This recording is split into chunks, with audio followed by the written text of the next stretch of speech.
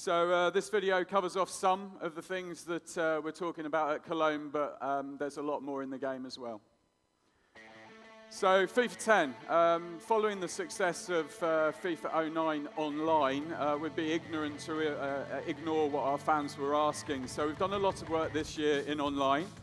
We've improved our matchmaking based on the skill level of you and also where you are in the world, as well as giving you filters to be able to select opponents based on things like game speed and how good the team is they've picked, and also worked on a fair play system to ensure that new rankings are more appropriate, and we've removed a lot of exploits as well. There's a lot more in there as well, but that's kind of the headline stuff. The new thing for Cologne, though, is our virtual pro system. For the first time in FIFA, you'll be able to take your face and put it onto a professional football player using our photo game face technology. It's available on our easportsfootball.com website. Upload your photo, edit it, and then download it into your FIFA 10 game. Once you've downloaded that face, you'll be able to play in any of our game modes, even offline, such as manager mode, be a pro, tournament mode, and lounge mode, and exhibition matches. And once you're playing, you'll be able to develop and grow your pro by unlocking in-game accomplishments. These accomplishments are basically triggered by events in the game that you've done. You'll be able to upgrade your pro's attributes, unlock traits like long throws, unlock additional celebrations, and also upgrades to your kit. You can track your progress in a book.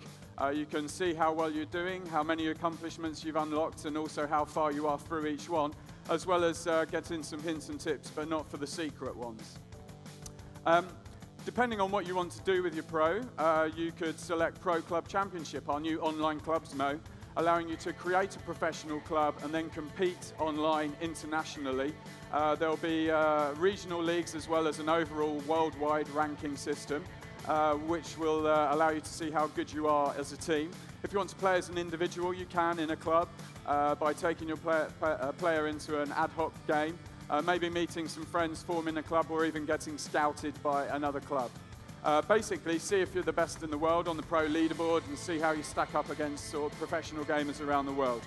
You can look for clubs, see what clubs your friends are in, and if you are in a club, you can download your teammates' faces into the game as well. It's a great long shot there, unlocking one of the shooting accomplishments. We also wanted to expand our downloadable content this year, and we're pleased to announce the return of the Bernabeu Stadium to FIFA. You'll be able to play at Real Madrid's home ground and potentially score a cracking goal like this Barcelona one against them at home. Cheeky.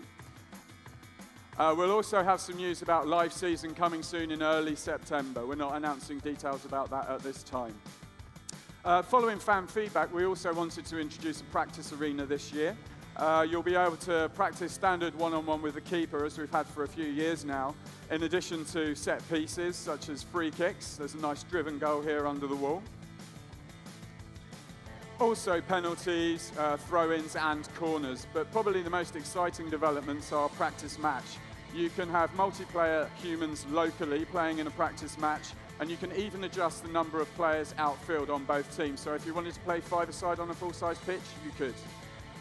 The big stuff, 70% of the team's effort's gone on refining and responding to feedback this year, and no more so than in gameplay. So here's attacking, a few things about this. We wanted to increase the variety of attacks possible, and with our improved intelligence and positioning systems, you'll see a lot more incisive runs into the box supporting there, a nice kind of diagonal curved run there. A new urgency system in the game also helps our attackers actually commit more in striking opportunities. Nice sliding goal. And also we've improved our positioning to allow players to get into better position to volley and header more appropriately in and around the area as well. It's very satisfying. Defending, obviously very important as well. Our defenders have also benefited from our new urgency system. You'll see players not only positioning themselves better, but then throwing themselves at the ball in desperate situations. Talking about desperate situations, we've got some fantastic clearances in the game at the moment where defenders are going to do everything they can to get the ball out of those dangerous areas. And also throw themselves in front of passes and shots, both in the air as well as along the ground with sliding blocks and also stretch blocks. Our goalkeepers, our number ones, also have benefited from the improvements, both in urgency and also their ability to recover from mistakes, making secondary saves. Their sharper reflexes are due to the fact we've increased our coverage in goalkeeper animations, and better positioning means they'll be able to cut down the angles more appropriately. That, combined with the ability to run back to their line and scoop the ball off the line in desperate situations and playing it safe, means the game's much more balanced in and around the box.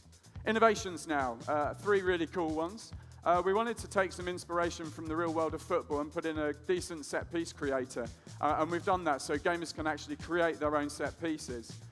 Choosing one of 8 different regions, gamers will be able to record off-the-ball player runs, recording up to 4 of these in each of those 8 areas for 32 in total. You can edit them for up to 9 of your outfield players, practice them, play them back, and then actually trigger them in-game. So in a fouling situation like this, you'd be able to trigger one of those 4 set pieces and actually try and surprise your opponent. So it's a really cheeky little free kick here. Nice little back heel coming up, setting up with the guy running in for a cracking shot there. Really excellent finish.